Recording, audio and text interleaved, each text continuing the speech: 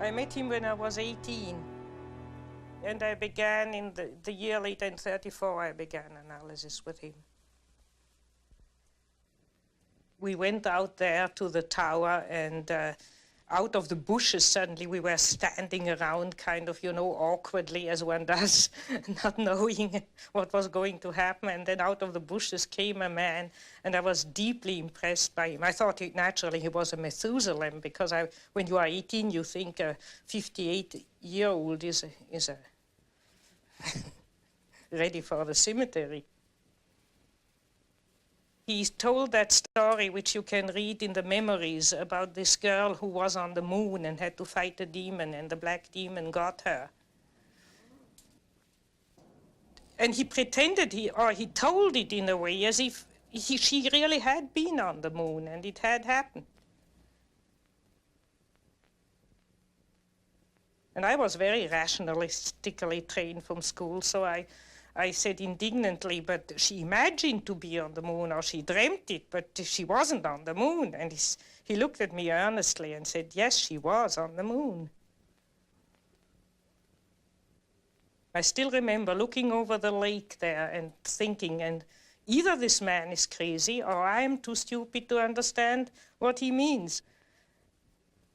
And then suddenly it dawned on me, he means that what happens psychically is the real reality. And this other moon, this stony desert which goes around the earth, that's illusion, or that's only pseudo-reality. And that hit me tremendously deeply. When I crawled rather drunk into bed because he gave us a lot of Burgundy, that evening I thought it'll take you 10 years to digest what you experience today. Both Jung and I minded most of all about wholeness, about becoming whole, and that I'd got at it through my art by always trying to draw paintings that looked whole, animals, primitives, anything that seemed still at one with itself and whole. And he got at it by studying the things that were wrong with people, and then realizing the way to get it right was to find their wholeness, to find the opposite to the thing that was destroying them so terribly.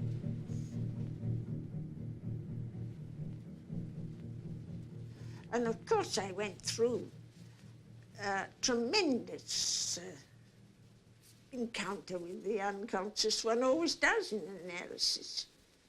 Particularly with him, he didn't let you pick flowers by the way, sort of. When you met him in the club, or when you met him privately or in analysis, it was always a man interested in the, I would like to use the word, in the supernatural food. Always. Yeah. And to the depths. And you see, you could come into his room in analysis, and he was just speaking about the dreams you had before, last night, not knowing them, but he was involved. He was so transparent for people. And that was a fascinating thing in the relationship with Jung. Therefore, everybody who knew Jung had the feeling he speaks one's own language. We started talking, and I went home with him afterwards. And to Mrs. Jung's despair, we sat talking until about 3 o'clock in the morning without break. And again, I had this very strange feeling, although it was snowing outside, bitterly cold, that I was sitting around one of the first fires in a camp somewhere in the bush in Africa, talking, as you can only talk in those conditions. And I said to him, why don't you come back to Africa with me? He said, you know, when I came back from Mount Elgon and from Kenya and living amongst the witch doctors of Africa, he said, I found so much witchcraft in Switzerland I felt that I had to deal with all this witchcraft first before I could, before I can travel again. And he used to refer to himself as an old witch doctor. Very often when people asked him, are you a Protestant? Are you a Catholic? He said, don't ask me these questions. He said, I'm only an old African who finds his God in his dreams. And he really meant that. He really meant that. He had this tremendous human, almost animal warmth and immediacy. It was the immediacy of the laugh that got one. Schopenhauer said that humour was the only divine quality of man. And that Basel helped him with a lot. The Baselers have an extraordinary sense of humour, and their carnival is really marvellous. Jung took you there once to the Yes, he did. A whole lot of us. We went there the night before and got up at 4 o'clock, 3 o'clock in the morning, I think, to see the so-called Morgenstreich. And the procession comes through with lights. It's most impressive.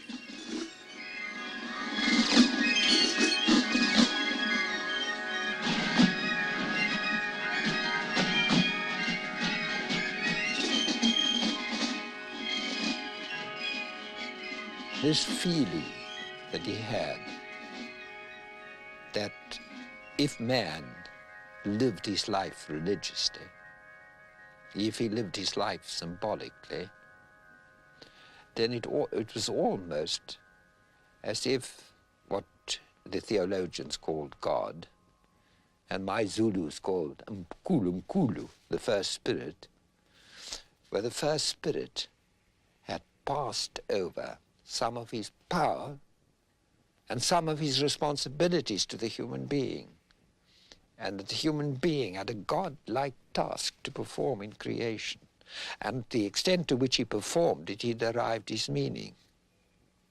It's a very important part of Jung's thinking.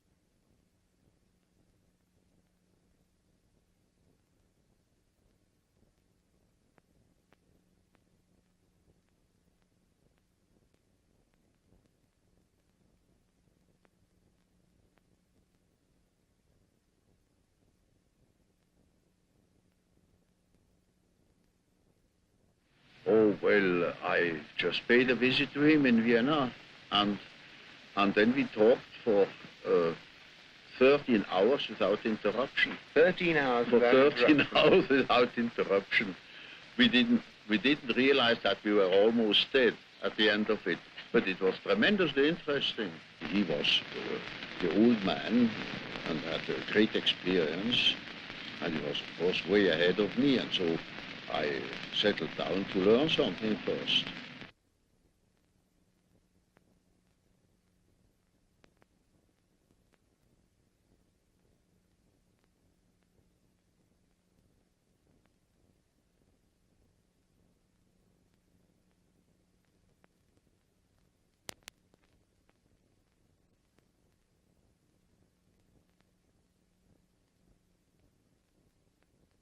I had written that book that cost me my friendship with Freud because he couldn't accept it. Yes. To him, the unconscious was a product of consciousness, yes. And it simply contained the remnants. I mean, it was sort of storeroom where all the discarded things of consciousness were heaped up and left. But to me, the unconscious then was already a matrix, a sort of basis of consciousness of a creative nature, namely capable of autonomous acts, yes. Autonomous intrusions into yes. consciousness.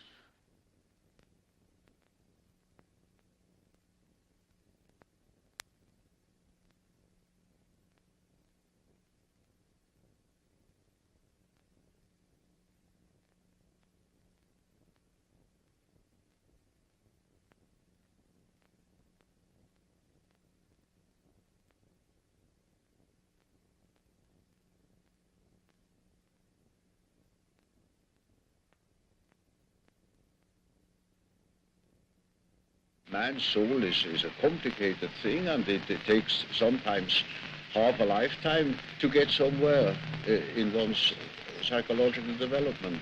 You know, it is by no means always matter of psychotherapy or treatment of neuroses. It is all psychology has also the aspect of a pedagogical method in the widest sense of the word. It is something. Education. It is an education. It is something like antique philosophy, and not what we understand by a technique. It is something that touches upon the whole of man, and which challenges also the whole of man in the patient or whatever the receiving part is, as well as in the doctor. One of the tremendous things which Jung did was to always emphasize the aspect of man's totality. And our totality is not complete unless we take our human failings into it. It doesn't mean that I necessarily have always to live my human failings. I obviously may have to take responsibility for them. But they are not only part of me, but they are part of every human being. That is to say, it is part of man. Consciousness is one factor, and there is another factor equally important, that is the unconscious, that can interfere with consciousness any time it pleases. And of course, I say to myself now, this is very uncomfortable because I think I am the only master in my house, but I must admit that there is another somebody in that house that can play tricks. And I had to deal with the unfortunate victims of that interference every day in my patients. Analysis, proper, particularly Jungian analysis, begins and ends with conscience. That is, that you take responsibility, that you take into consideration all those manifestations which so far have remained in the unconscious. In other words, you were not conscious of. And if you start taking responsibility for those manifestations, like shadow qualities and whatnot, then this is a very strong test for your conscience, isn't it? And so, I mean, you have to only have to think of the beginning of psychoanalysis. I mean, it took an enormous amount of moral courage to face these facts, which so far have not been considered or repressed. I felt that Jung should tell me what I should do, whether I should write a book, whether I should get a divorce, what I should do. And he wouldn't. And so I got mad at him. And I said, why is everybody so mean to me? And he said, why are you so mean to everybody? So I stormed out. And you got what I said there. I said to him, why is everybody so mean to me? And he said, why are you so mean to everybody? That was the trigger point. I was gone for a year. And I wrote him, oh, I don't know. Every now and then I'd sit down at the typewriter and write him what a son of a bitch I thought he was. And how when I first got to Europe, everyone thought he was a charlatan. I thought he was too. And I didn't, he was the most conceited, vain man. And I really had a great time. And you sent all these letters? Sent the letters, of course I did. And I thought, I hope he drops dead of a stroke. And I felt very good. I just felt fine. When I can get mad, I can lose 5 pounds just by getting mad. It's just the adrenaline goes, and I just think, it's the opposite of poor little me. And I don't care. They let the world go and stuff it up. I don't care what happens to them. And then one morning I woke up, and I began to laugh. I thought, for God's sake, what's been going on here? What a jackass you. And suddenly I realized, sure, he really hit it. And so I phoned Miss Schmidt, Fräulein Schmidt, and asked if I could have an appointment. And she laughed and said, oh, yes, she said, Professor Jung told me to save some time for you. He thought you'd be calling shortly. And sometimes he'd be quite unfair to one. And he'd tell me, at the club, for instance, he'd go and something's been horrid to people. And then he'd go home saying, now, wasn't that nasty of me? I really spoilt their weekend, and sure, it was always on Saturday evenings. But when they next came to analysis, he found that that particular nastiness was exactly what they wanted, what they needed. I really got more from Jung when he hit me over the head than any other time. I don't mean literally. He had very small eyes, and when he looked through those little eyes, well, usually over the top of his eyeglasses, you knew that he was looking at something that you couldn't see. And what came out was usually some very simple fact. It wasn't any aura or any great message that came back from the beyond. It was something about your ordinary life or the ordinary situation.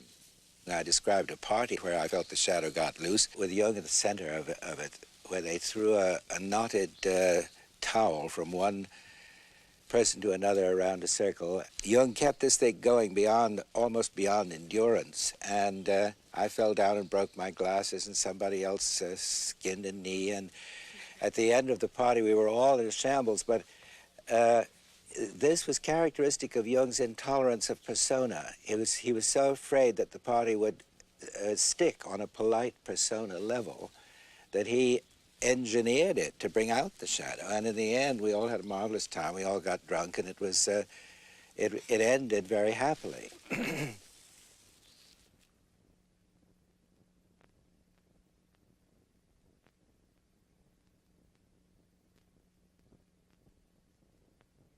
He became a human being, and a total one. I mean, he included everything.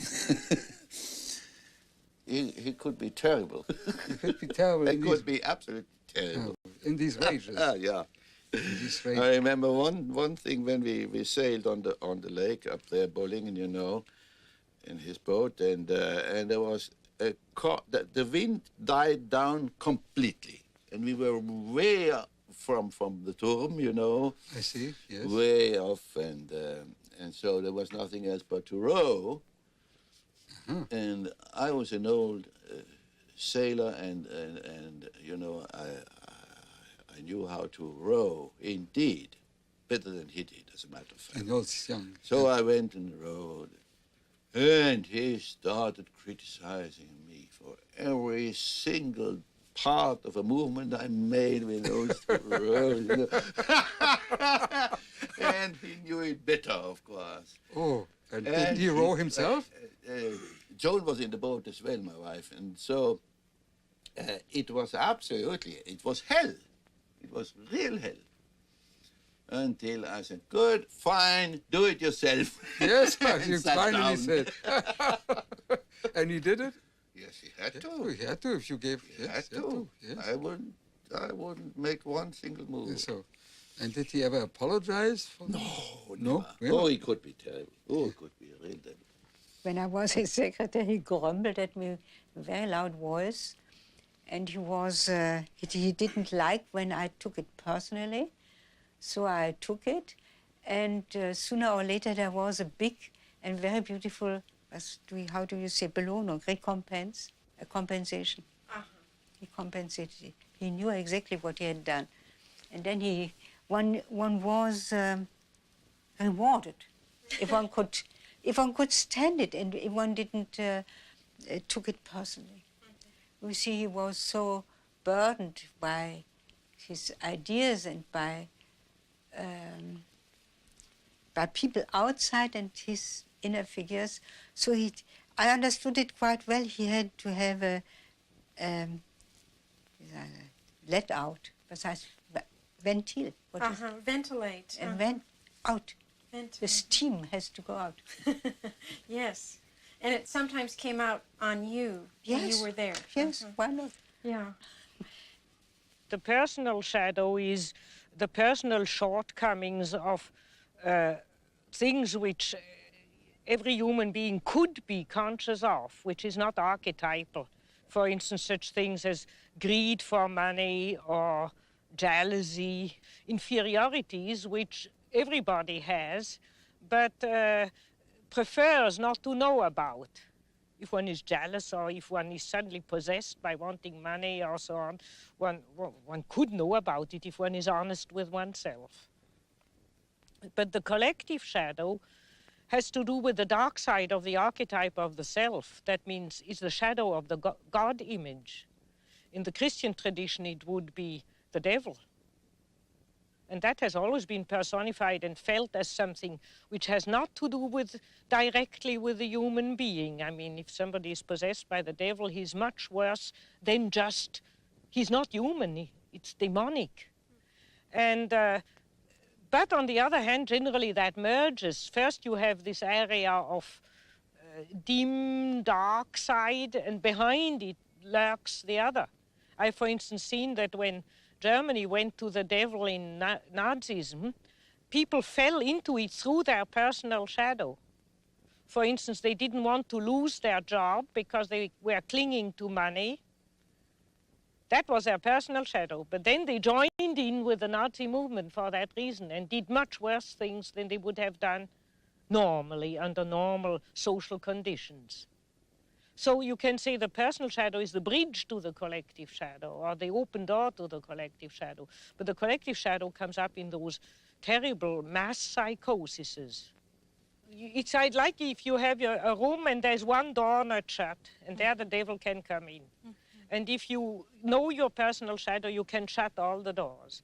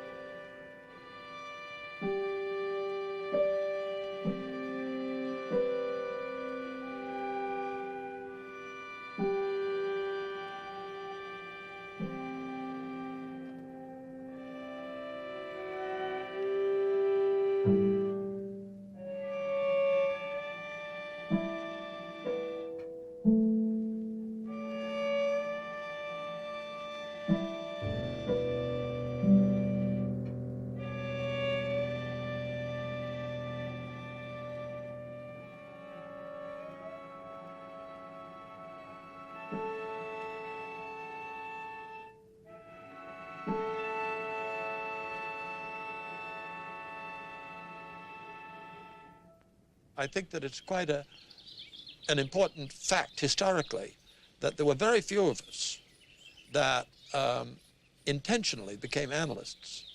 What happened was that we all had neuroses, and we were nice, fat, juicy ones, and we were vibrating like an aeolian harp in a high wind. And very often this was exacerbated by a marriage relationship.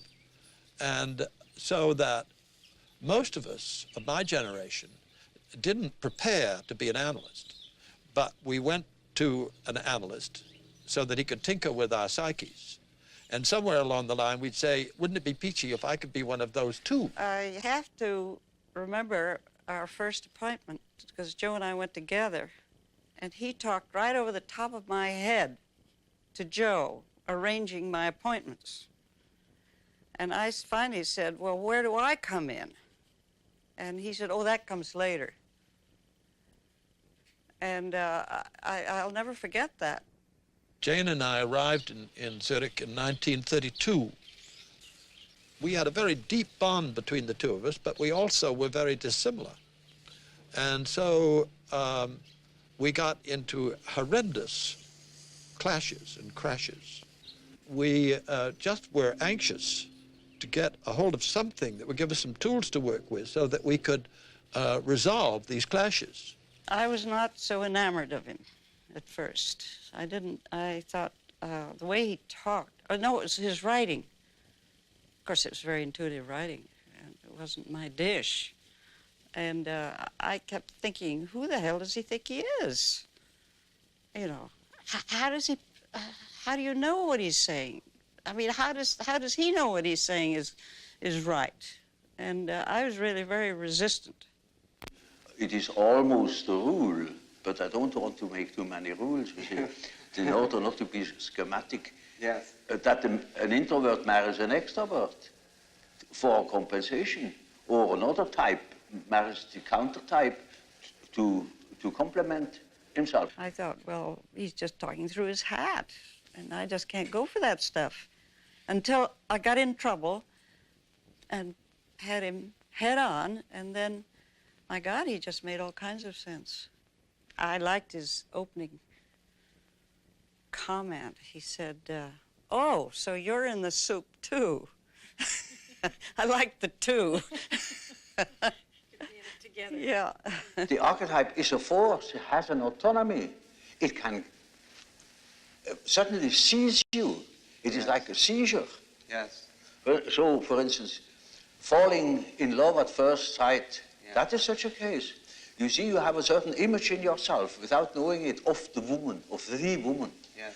Now you see that girl, or at least a good imitation of your type, and instantly you get a seizure, and you're gone.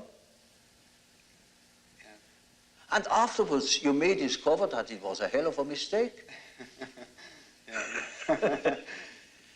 Or you see, a man is quite capable, he's intelligent enough to see that that woman of his choice, as one says, not no choice, he has been captured. Yeah. You know, he sees that she is no good at all, yes. that she is a hell of a business. And he tells me so, and he said, for God's sake, doctor, help me to get rid of that woman. He can't. He's like clay in her fingers. And that is the archetype. That is the so-called archetype of the anima. Yes, yes. He thinks it is all his soul, you know. Like the girls, you know, when a man sings very high, then he thinks he must have a very wonderful spiritual character because he can sing the high C. Yes. And she's badly disappointed when she marries that particular number. Yes. Well, that is the archetype of the animus. Yeah. This is built right into the center of Jung's whole psychology, that one should develop one's countersexual components, as Margaret Mead so quaintly phrases it. But Jung prefers to talk about the animus and the anima, meaning the feminine side of the masculine side of the woman and the feminine side of the man. And so that all of us who are really committed and involved in the Jungian world are very busy trying to develop our animuses or our animas, and we don't ever expect that it's going to be quite a dead heat and that our voices will alternate from soprano to basso, or that we are going to get a reissue of our vital parts. But on the other hand, we do feel that usually going on a two-step operation, first with the projection of one's anima or one's animus, and then the gradual peeling of it off and taking it back in again and assimilating it and hopefully integrating it into one's consciousness, that this androgynous or almost androgynous state of being is the way one hopes to be before they throw the switch. In the beginning stages of a relationship, there is generally a lot of projection mixed up with it. And that is responsible for all those love quarrels. I mean, she makes demands which he can't fulfill, and he makes demands she can't fulfill, and animus anima crossing the swords. And I mean, if you tape record a love quarrel, it's the same all over the world, literally. And that is projection. And if people don't run away, but work it out and take back all what is projection in it, then appears or is peeled out of all this the true relationship. Now, it might be none. And then it would be like the Freudian thing, goodbye, and now I see you simply represented that and that in me, and thank you very much, goodbye. Or there might be a tremendous amount of relationship, true relationship built up, which is not the same thing as projection. The intensity of our struggle suddenly became clear to me that Jane had a thinking function developed, and I had a developed feeling function. And of course, that was upside down. Everybody knows that men think and women feel, only what didn't happen to be so with us. But I think that what he did for women came through his tremendous interest in the individual. And women could be individuals too. And this problem of what is feminine and what is masculine and so forth and so on almost came as second to that. Mm-hmm. So I think in a sense, and then of course his discovery of the animus and the anima, that did a lot. Jung was not apt to be a father figure. He was in an astonishing way near to you. Natural. He could sit down and after 10 seconds you felt to speak with a brother, not with a father. And if you have had this brother relationship to him, where you discussed in a free way, where you accepted that he got angry, where you also were ready to get angry at him, as men do in an upright, clear way, it was easy to get along with him. But the moment where one thought that he was a father figure, he was for men very destructive. Because he was too irrational to give a guidance as a father. He changed too openly, too often his mind to give such a guidance. Now, it's a natural thing to change one's mind. But a normal thing. But a father should give a certain guidance. And he had no intention at all to give a guidance. So for men, it was often difficult because the moment men look, and many men look for a father, whereas with women it went along much better because a woman doesn't look so much for a father, she looks for a lover. And he was charming, seducing, and there he offered transference, often a little bit too much. But with a great healing power. With a great healing power. Well, what about the atmosphere in Zurich at that time? Well, that's what put me off. Oh, the cultism was just reeking. It was just awful. There were the transferences. And I swore I would never get a transference. That one thing I decided right away, because it just looked too awful. I mean, these people were just goofy. And, but I got a transference. Couldn't help it. Couldn't help it. Because, I mean, after all, you get a transference because what's missing in you has got to be seen in somebody else. And there was plenty missing in me, you know, and with a man of Jung's caliber, there's a lot missing. It is a regular observation that when you talk to an individual, and this individual gives you insight into its inner preoccupations, interests, emotions. In other words, hands over his personal complexes. Then you get slowly and nilly-willy into the situation of a sort of authority. Yes. You become a point of reference. You know you are in possession of all the important items in a person's development. Now you see, that creates an emotional relationship to the analyst. And that is what Freud called the transference. Yes. Which is a central problem of analytic psychology.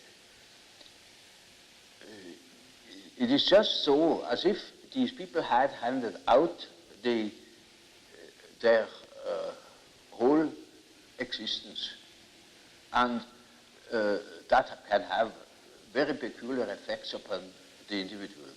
Either they hate you for it or they love you for it. Yes. But you are not indifferent to them.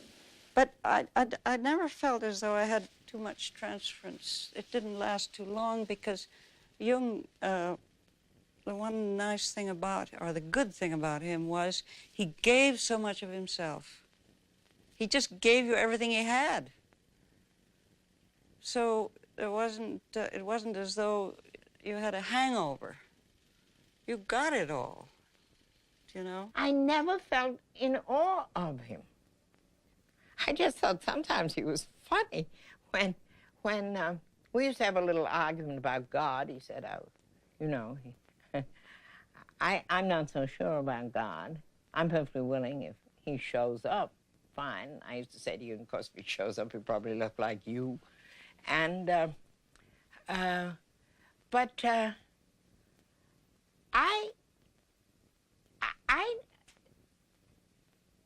guess that I thought before I got mad at him, I thought that he would have some kind of a solution to life's problems. Then I found I had to find the solution myself, which I suppose was what he did. Brings you to that point. We didn't know whether we were fish, flesh, or fowl, and we had to find ourselves anew. I dreamt that Jung was a Protestant clergyman standing at a pulpit giving a sermon, and we were all in the pews, and when he finished his sermon, all the others got up and began to chant mandala, mandala, the way they might in Christian times have said Hosanna.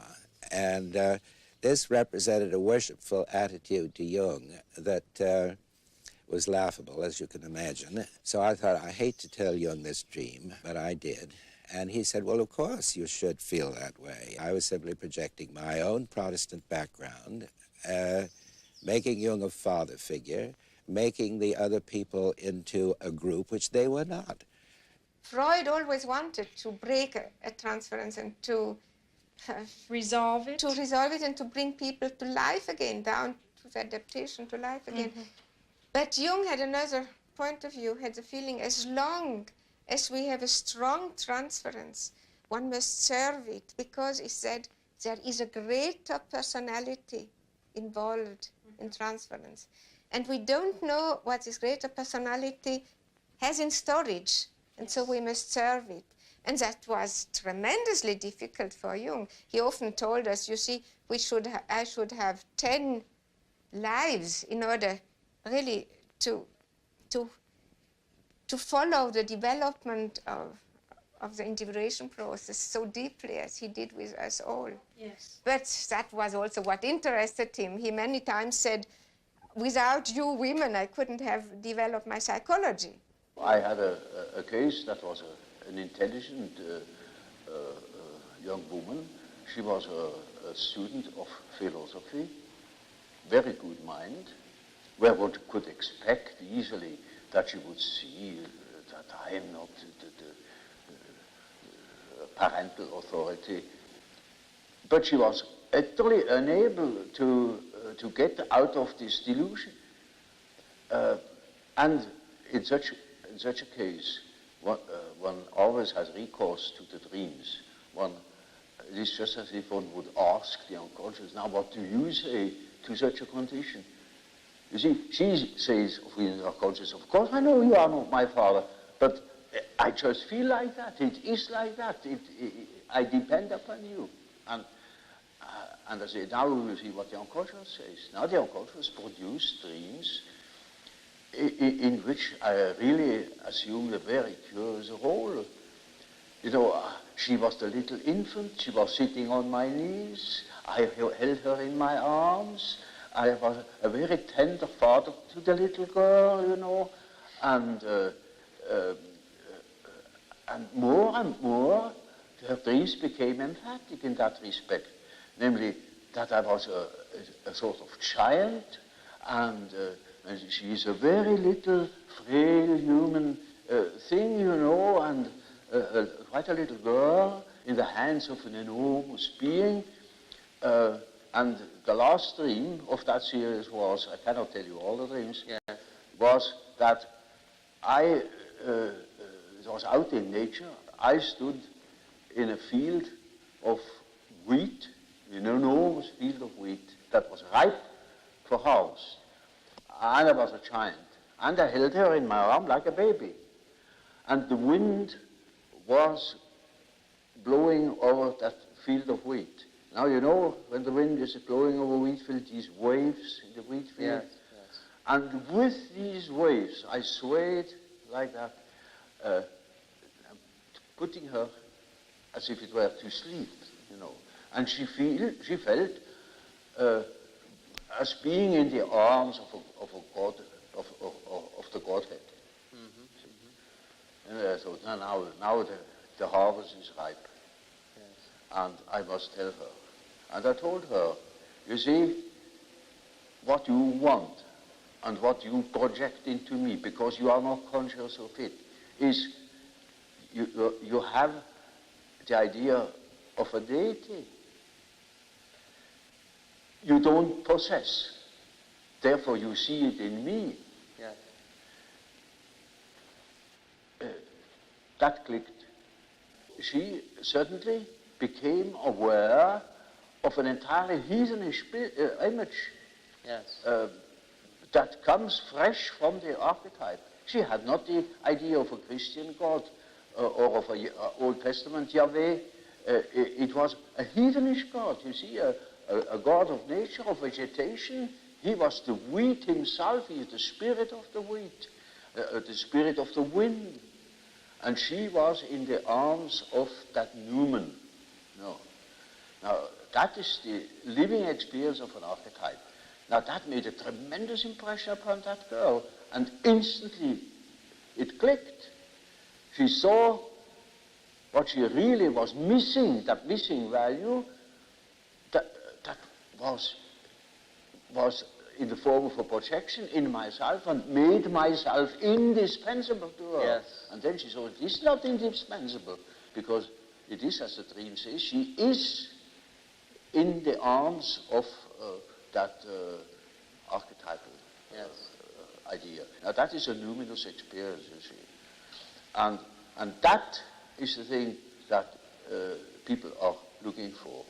Yes. An archetypal experience that gives them an incorruptible value. You see, they depend upon other conditions. They depend upon their desires, their ambitions, depend upon other people, because they have no value in themselves. They have nothing in themselves. They are only rational, and they are not in the possession of a treasure that would make them independent. But when that girl can hold that experience, then she doesn't depend anymore. She cannot depend anymore, because that value is in herself. And that is a sort of liberation. Yes. And that is, of course, makes her complete, you know. Inasmuch as she can realize such a luminous experience, she is able to continue her path, her way, her individuation. The acorn can become an oak and not a donkey. If you have a relationship to Jung, then you have to work on it, and the meaning is a result, perhaps, you see. One can say I projected on him a father, but I also projected on him a mother, you see. And the one who accepted me, I could say. And from this, in the course of the years, I found a place in this world. I found a place in myself and in the world. A transference is a projection. Yes. So I projected on him this and that, and he took it seriously, and he acted accordingly. But he never laughed at it. He accepted it. He accepted it. I remember once a patient wanted to marry Jung. She was convinced that he was the man for her and for her lifetime. In vain, Jung explained to her that he already was married. She continued to be convinced, and therefore Jung accepted. She went on, prepared a marriage deal, had printed cards, everything was ready. Jung continued to accept in full confidence of unconscious reactions coming from the patients or from him. And the day before the planned marriage, he got an express letter from the patient telling him that this night God had told her that unhappily enough the marriage would not be possible. The patient came out of her psychosis, had always in her memory this event, and was completely balanced afterwards. That's how Jung handles the transference situation as a full reality, and having fully confidence in the unconscious, which would lead the patient and himself through the seemingly difficult situation.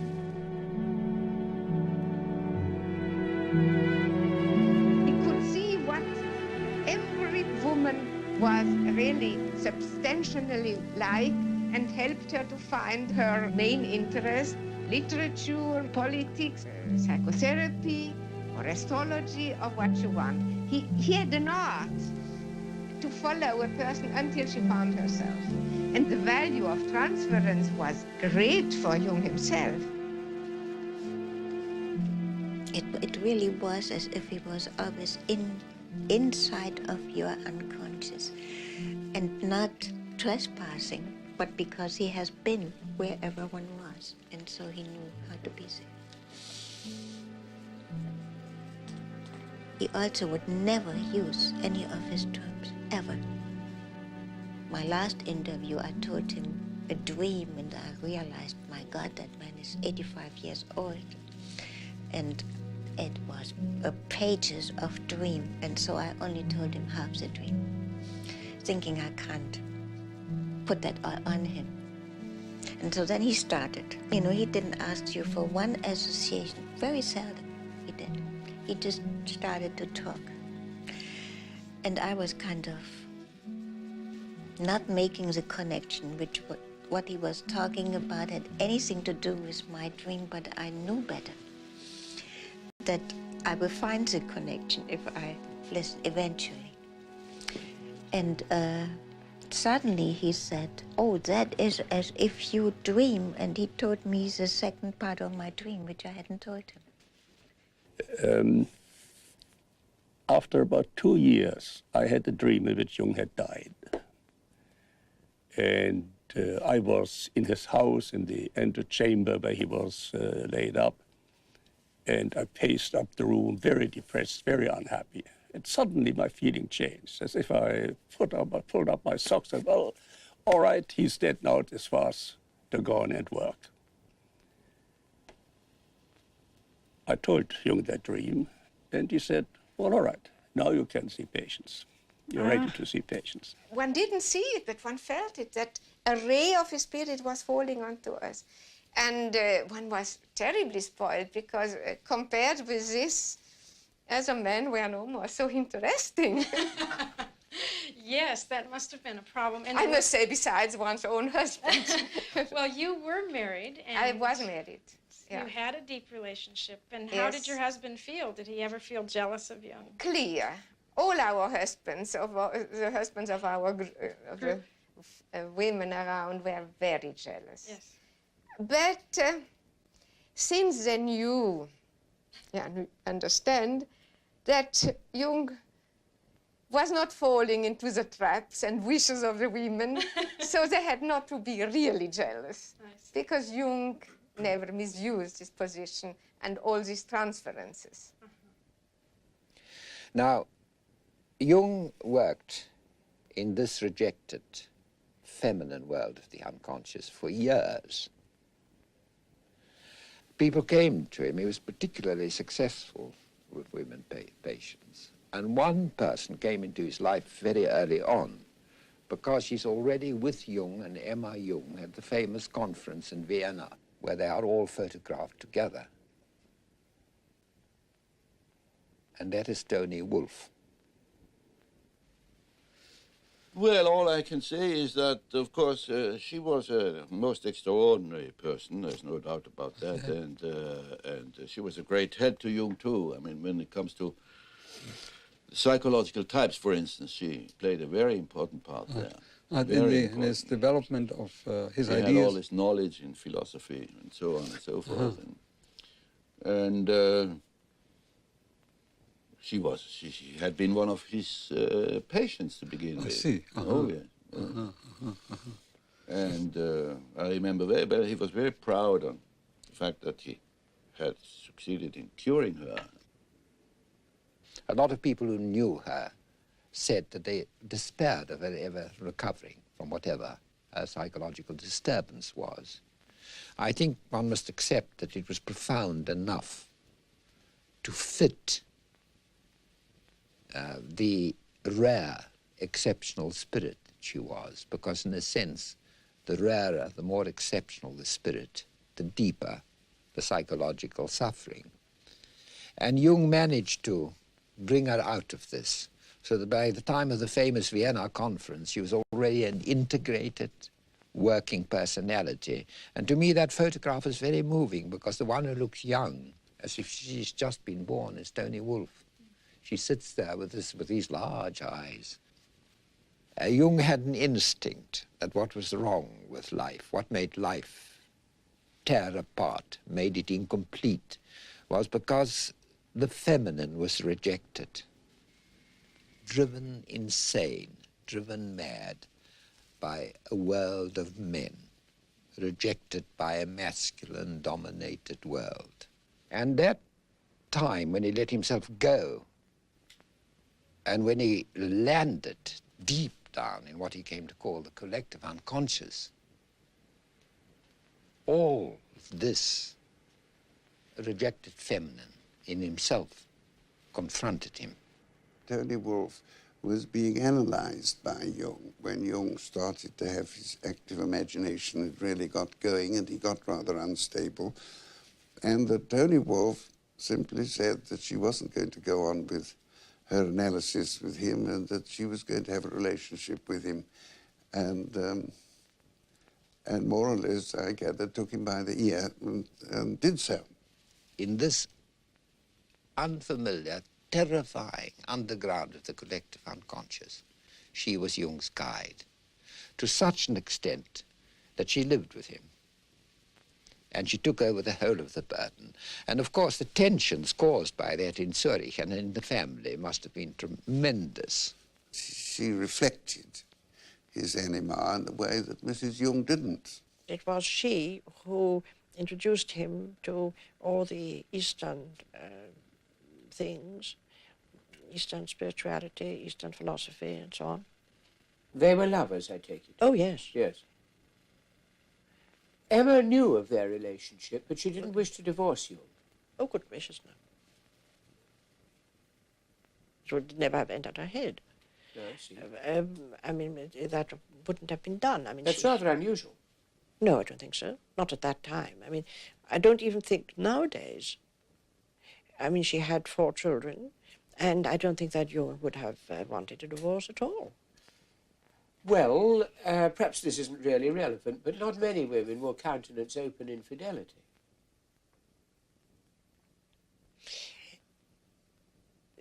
Please forgive me. I am not so sure if that is not a kind of British, maybe even English prejudice, conditioning, or something. I think that... I think it's an American one, too. Is it?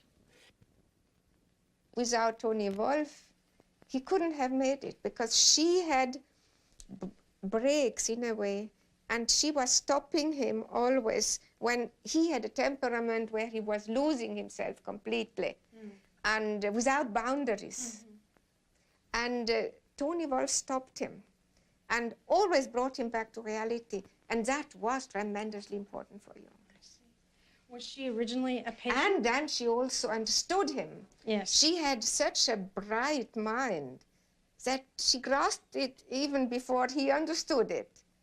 And she was also really furthering his intuition very much, because at that time he was also, I mean, he was a medical doctor. He had worked at the asylum of Burghölzli, yes. And he was very intellectual until really he came to know her. That was the point. There was nothing shadow in it, no shadow. And Jung wanted to be and tried to be as conventional as possible, wherever possible. So that in the inner world, and in his relationships with both women, he could be as unconventional as he really was, as unique as he really was.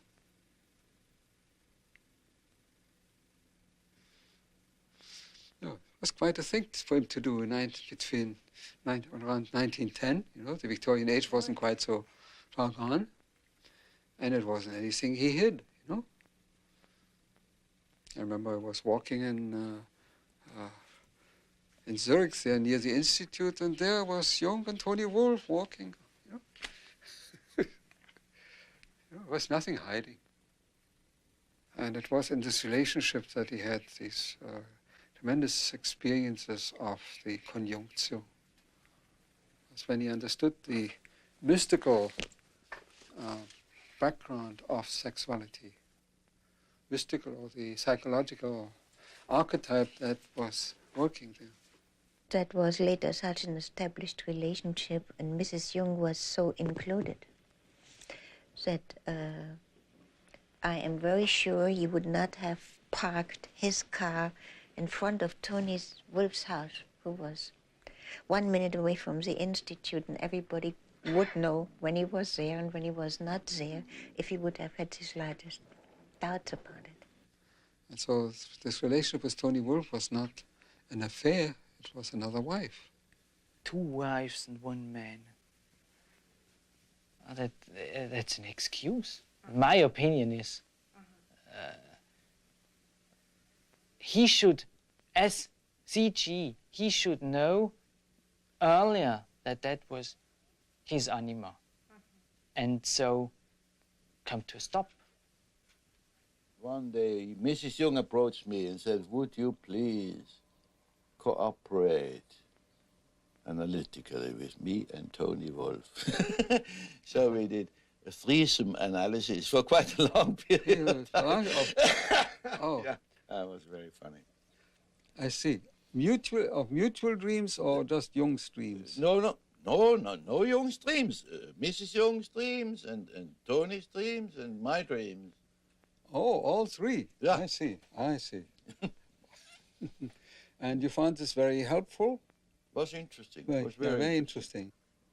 She wasn't at all browbeaten by Jung. She was downright and direct, and she did a lot of work on his papers, too. She obviously stood by Jung all through his periods of crisis. She was a much more solid sort of character than Jung. First, she had given birth to 5 children. And then Jung told us, and she told us, and she felt the need also to know more. And then she studied physics and mathematics and many other things. And then she had an analysis with her own husband. She did? Yes. How difficult. Yes. She had also another analysis, but the main thing was analysis with Jung. And afterwards, he allowed her to analyze. And she was a very good analyst. And the opposite of her husband, he was more intuition and thinking. And Emma Jung was sensation, mainly sensation. Absolutely down to the earth, and more to that, to the depths of the earth. Mrs. Jung had a fantastic sense of humor. She giggled and laughed, and she was very, very nice woman. Motherly, but I think she helped a lot in working out, let's say, the animus anima problem. It's those 3 who did the work, I think.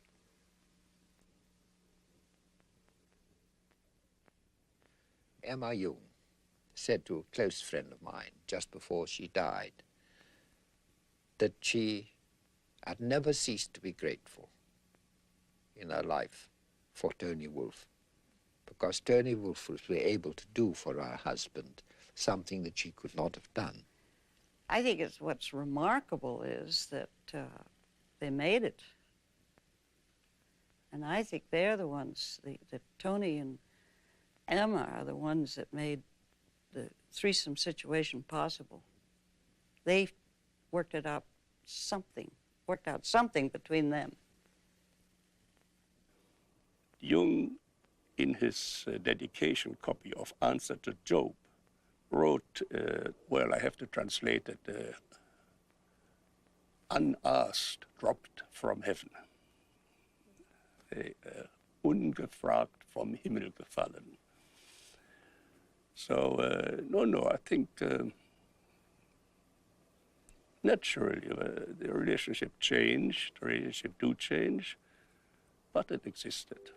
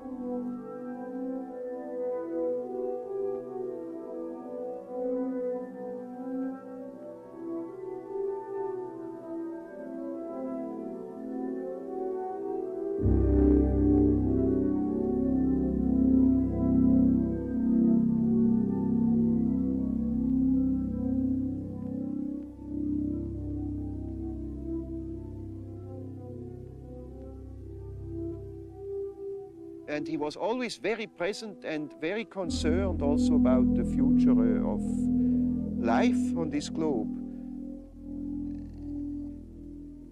I think he needed space and quietness to meditate about them and to find as much answer as he could find. It was at the same time, I think, a total participation, but also, well, I wouldn't call it a withdrawal, but a philosophical distance, or I don't know how to call it.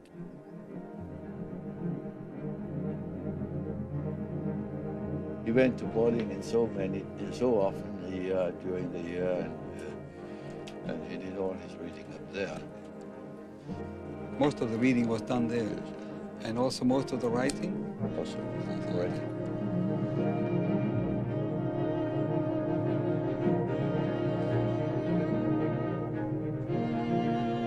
In the fall of 1922. Da ist mit dem Velo noch von He came by bicycle. Dr. Jung came by bicycle on his bicycle from Questão.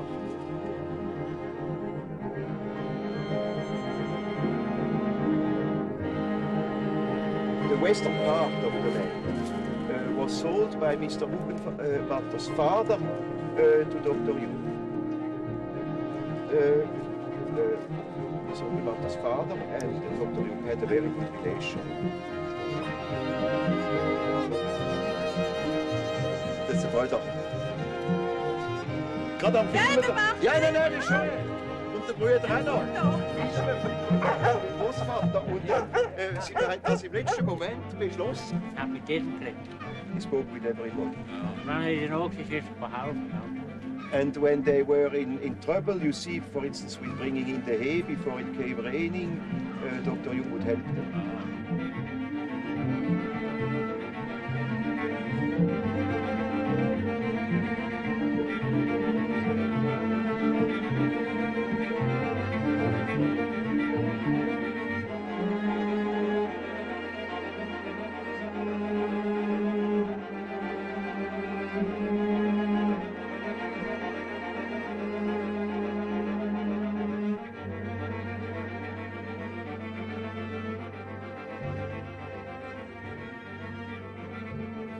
A man is not complete when he lives in a world of statistical truth.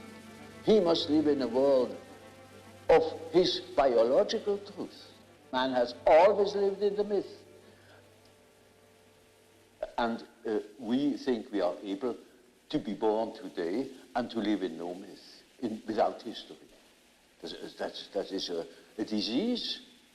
That's absolutely abnormal, because man is not born every day. He's once born in a specific historical setting with the specific historical qualities, and therefore he is only complete when he has a relation to these things. It's just as if you were born without eyes and ears, when you are growing up with no connection with the past.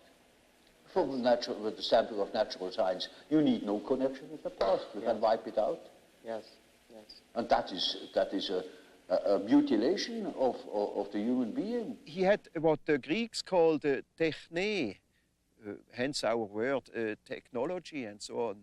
And techne means also art and skill. He lived his sensation, I think, in its natural state, and therefore it was very creative. He looked at the wall in his last years. You see the irregularities of the stone would create that picture, and then he would carve it out.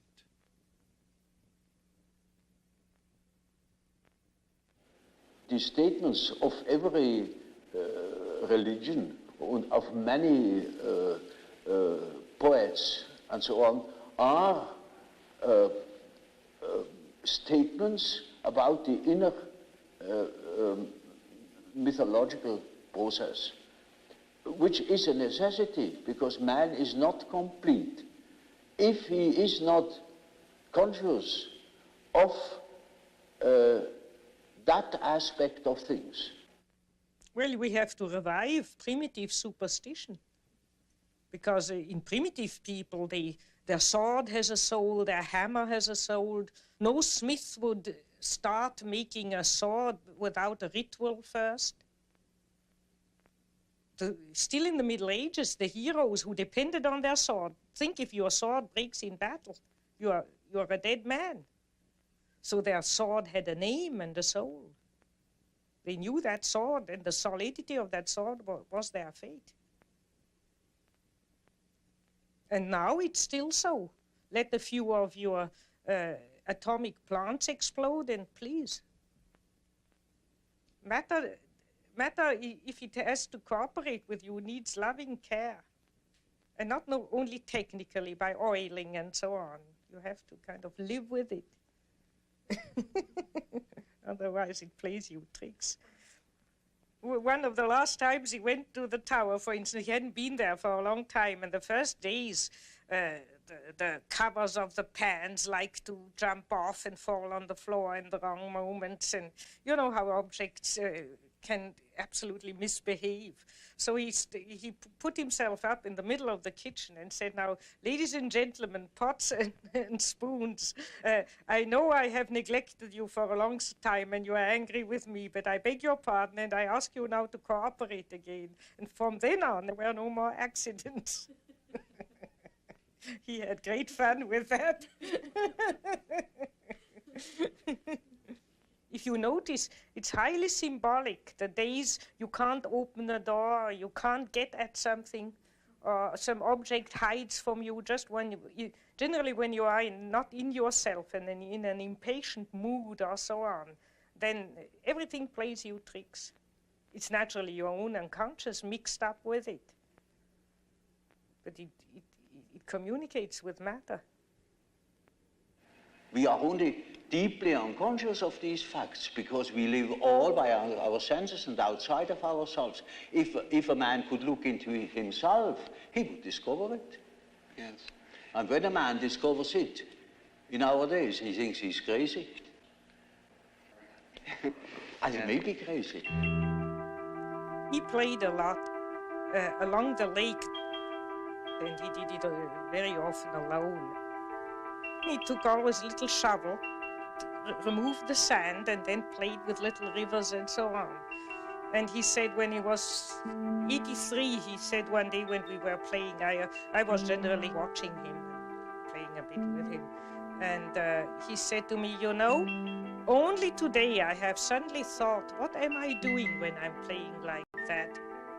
That's what I have done all my life, digging out springs. He was just enjoying that. He called it the waterworks. And always before he was writing, he did some days or even weeks of waterworks till he was in the right mood, and then he began writing. I sat sometimes for hours beside him, just watching, not talking. Once an old peasant went along and said to me, isn't this Professor Jung not a world-famous man? And I said, yes. He is, and he said, wouldn't think it if you see him like that. I have the feeling I am able to help this thing which guides my life. I am not doing it, but I can help him in some way. And that's something which probably Jung has invoked in me. Your good ideas are not produced by your will. It comes to you. You must make yourself ready. I think that's all, and you must have a certain amount of interest. And that's also when you have a difficulty in yourself, you must be interested. You must get the answers from somewhere. You can't produce it yourself. You can't calculate it, and it must. At least most of the important things come from somewhere, and the rest you can then afterwards work out by a kind of technique or routine and so on. But you can't do everything with routine.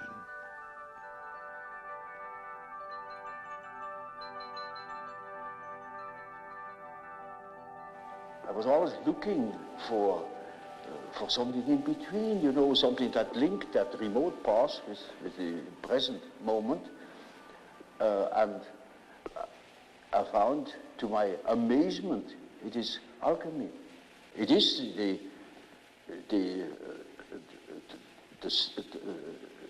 basis of our modern way of conceiving things. And therefore, it is as if it were right under the threshold of consciousness. Gives a wonderful picture of how the development of archetypes, that means the movement of archetypes, looks when you look upon them as if from above, namely from today, you look back into the past and you see how the present moment has evolved out of the past. And we can construct or even predict our the unconscious of our days when we know what it has been yesterday. And when I heard Jung talking about alchemy, it was like a revelation for me to see how, because there are religious ideas which are on the foundation of all these scientific work. The energy that you do, that you start to do chemistry, comes from somewhere which is not a really rational thing. It's an emotional thing. For Jung, religion was an attitude. For Jung, religion was an attitude to life and had absolutely nothing whatever to do with any kind of creed.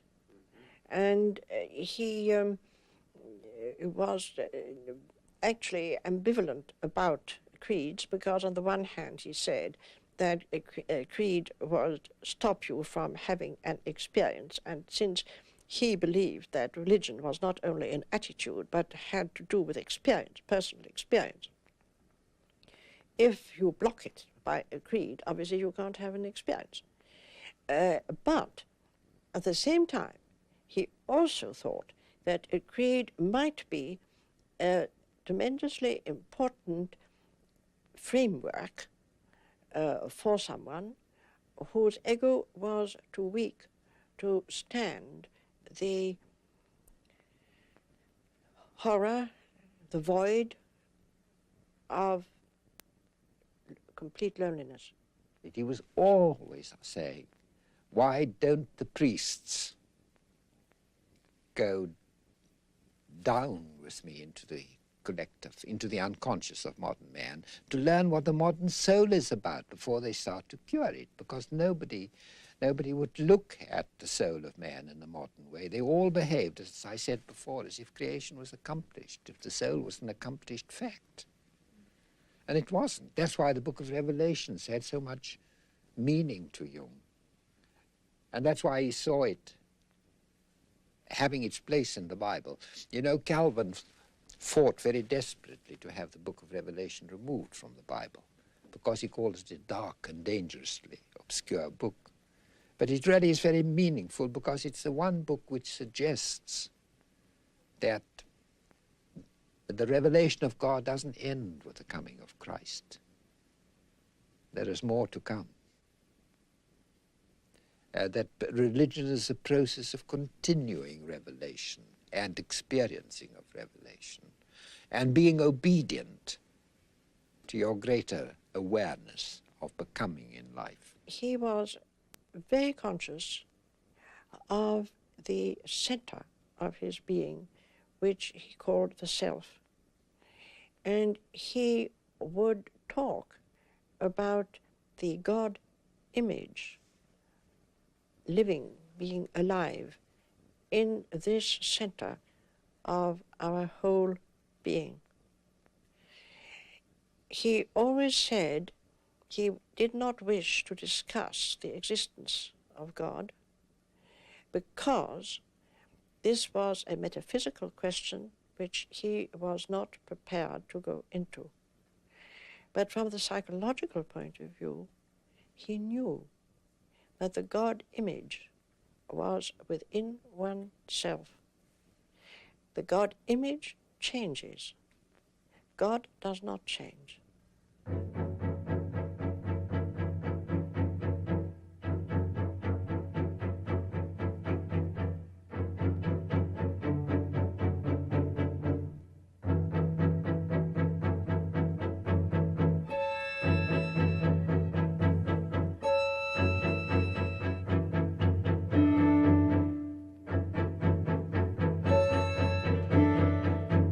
I never could claim that any kind of human work could reveal something about the nature of God or about his existence. I only know that the idea of God is a pattern, an age-old pattern, a primitive pattern that always has been and never lost its, what we call, numinosity. It is always there and it still plays the same role as it always did. We can establish the existence of that pattern, and that is for our practical purposes enough. Because when we can integrate such an idea in our mind, the idea of such a being, then that gives an entirely different scope to things.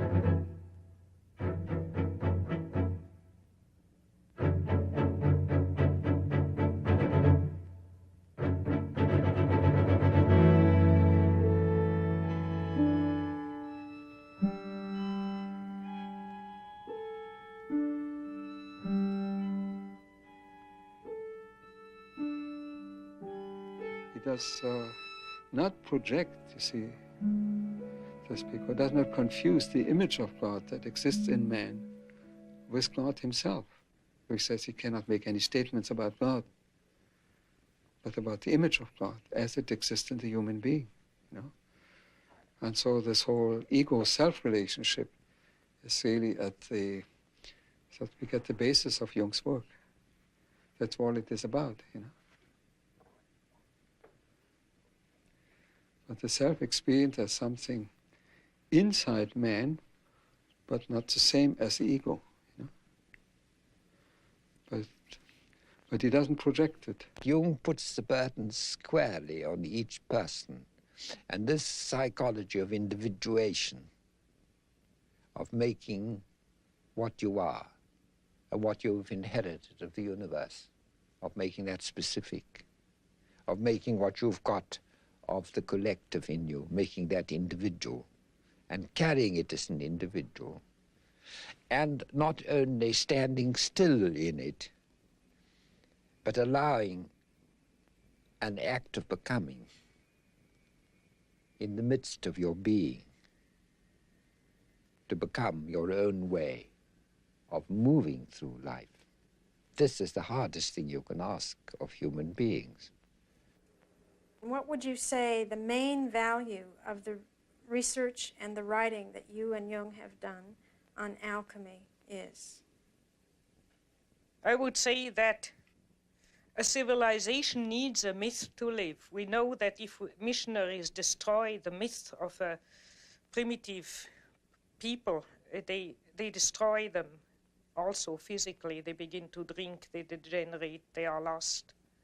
And no civilization can live only from welfare. It needs a myth to live. All great civilizations, when they were flourishing, had a living myth. And I think that the Christian myth on which we have lived has degenerated and has become one-sided and insufficient. And I think that alchemy is the complete myth. And that therefore, if our Western civilization has a possibility of survival, it would be by accepting the alchemical myth, which is a completion and continuation, but and richer completion of the Christian myth. That's a myth we could live again with, in contrast to the Christian myth, which doesn't satisfy a great amount of people anymore. And the Christian myth is deficient on not including enough the feminine, or in Catholicism they have the Virgin Mary, but it's only the purified feminine. It's not the dark feminine. And in excluding matter and treating matter as dead and the realm of the devil. And in not facing the problem of the opposites of evil. And alchemy faces the problem of the opposites, faces the problem of matter, and faces the problem of the feminine. The three things which are lacking in Christianity. And therefore it complements the Christian myth and could revive it too that way. For 2,000 years, the Christian religion has told you to repress evil. And look at the damn thing now. It began to be so visible at the First World War. And that's now a very great many years ago, isn't it? Not sure. And it's on a much grander scale, much larger scale, the possibility. Oh, far. Far. What is it? What did we learn from alchemy? It's finally that in each of us there is a rejected part, the which can become the cornerstone, like it's written in the Bible. And we have to be aware of the stinking side, of the bad-smelling side, of the, as Jung says, about the urine, about the excrement, and all that in our life. And this is the beginning of the way of God. This is the beginning of the transformation. The psychology of individuation has nothing to do with politics at all, because it deals with the ultimate values. But yes, it has shattering political implications. And I think we are not now, we cannot behave as if this journey into the collective unconscious hasn't happened. Because it has happened, we can't plead ignorance anymore. It has happened, and because it's happened, because we are facing a universe within, objective universe within, as great as the universe without, we can never be the same again. We cannot ignore it. And it has enormous political consequences for us. And the kind of society, the kind of politics that will save us will have to be more important than any other quality in our politicians. We must demand psychological illumination, psychological awareness, because otherwise we get people sparring with their own shadows. Otherwise you get nations, as we had in 1939, like the Germans, projecting their shadows onto the Jews. And then when they were eliminating the Jews, onto the Poles and God knows what not else, you see. And Jung often said to me, he said, the human being who starts by withdrawing his own shadow from his neighbor is doing work of immense, immediate political and social importance. What you would call the personal shadow of people didn't upset him. He just grumbled and cursed a bit, but that's not the problem of evil. It's that major evil of complete destruction which worried him. And his real approach to that was the inner work yes. that he did. The only thing you can do, to confront yourself with it where you are. All the rest, all the benevolent, if benevolent preaching would help, then we would be out of the trouble long ago, because we get a lot of benevolent and reasonable preaching, but it doesn't help. So the only place where you can really put the hand on it and deal with it body to body, the problem of evil, is in yourself. And there you have the hope to change something, but the hope to change the world is a childish illusion. As we've seen, the collectivist pattern taking over all over society. The paradox is you get a form of totalitarianism which is producing collectivism, then you get a kind of creation of greater and greater monopolies of commerce, bigger and bigger business, producing a kind of organization man, which is the equivalent of the totalitarian organization man, where this individual thing disappears. And really, this kind of this kind of politics of individuation, which you might call democracy, ceases to exist. And this is the point where we've reached at the moment. And at this point, all that's inferior, which Jung used to call the shadow in man, tends to come to the surface.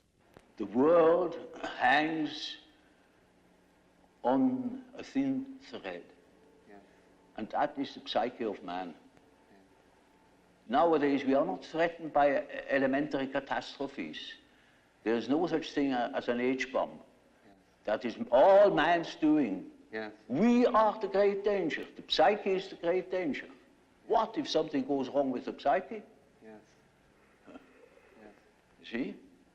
And so you see, it is demonstrated to us in our days what the power of the psyche is of man, how important it is to know something about it, but we know nothing about it. Nobody would give credit to the idea that the psychical processes of the ordinary man have any importance whatever. One thinks, oh, he has just what he has in his head. It is all from his surroundings. He's taught such a thing, believes such a thing. And particularly if he's well housed and well fed, then he has no ideas at all. And that's the great mistake. Because he is just that as which he is born, and he is not born as tabula rasa, but as a reality. Yes. Jung had a vision at the end of his life of a catastrophe. It was a world catastrophe. I don't want to speak much about it. One of his daughters took notes and after his death gave it. And there's a drawing with a line going down, up and down, and underneath is the last 50 years of humanity. And some remarks about a final catastrophe being ahead. But I have only those notes. Mm-hmm. What is your own feeling about it, the world situation? Well, one's whole feeling revolts against this idea. But since I have those notes in a drawer, I don't allow myself to be too optimistic. I think, well, we have always had wars and enormous catastrophes, and I have no more personal fear much about that. I mean, at my age, if you have anyhow soon to go, so or so, egocentrically spoken. But the beauty of all the life, to think that the billions and billions and billions of years of evolution to build up the plants and the animals and the whole beauty of nature, and that man would go out of sheer shadow foolishness and destroy it all. I mean, that all life might go from the planet. And we don't know. On Mars and Venus, there's no life. We don't know if there's any life experiment elsewhere in the galaxies. And we go and destroy this. I think it's so abominable. I try to pray that it may not happen, that a miracle happens. Do you find that young people that you see now are aware of that it's in their consciousness? Yes, it's partly in their unconscious and partly in their consciousness, and I think in a very dangerous way, namely in a way of giving up and running away into a fantasy world. You know, when you study science fiction, you see there's always the fantasy of escaping to some other planet and begin anew again, which means give up the battle on this earth. Look, consider it hopeless and give up.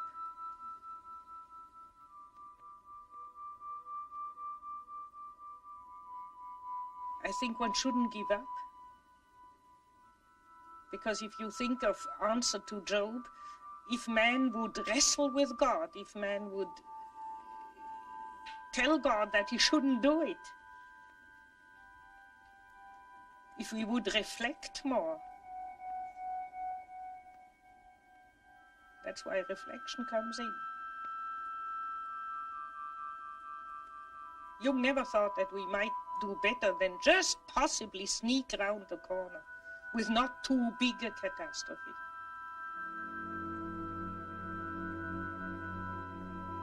When I saw him last, he had also a vision while I was with him, but there he said, I see enormous stretches, devastated, enormous stretches of the earth. But thank God it's not the whole planet.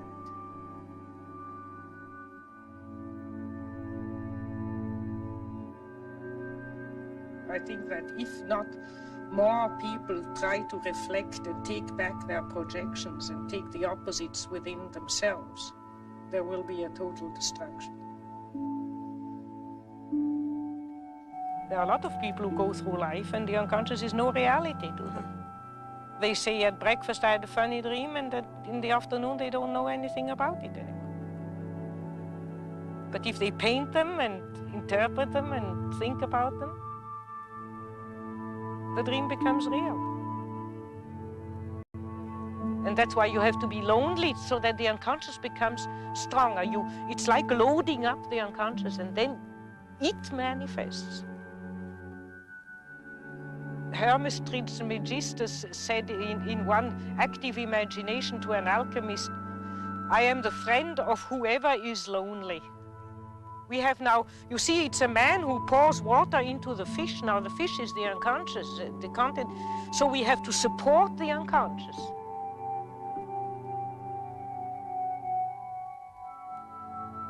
It's not enough to just have it.